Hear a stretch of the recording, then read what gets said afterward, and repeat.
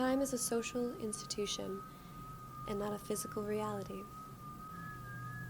There are, in other words, no such thing as time in the natural world, in waters and mountains and clouds and living organisms.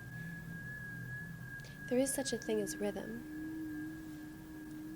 Rhythm of tides, rhythm of biological processes, but time as such is a social institution.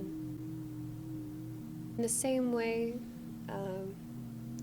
that our language is, that number is, that concepts are, and all measurements, inches, meters, lines of latitude and longitude, all those things are social institutions or conventions.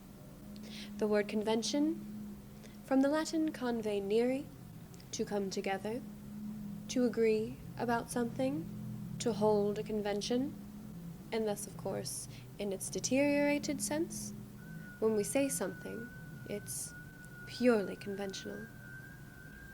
That is to say, you needn't take it seriously. Now, of course, are we going to take time seriously?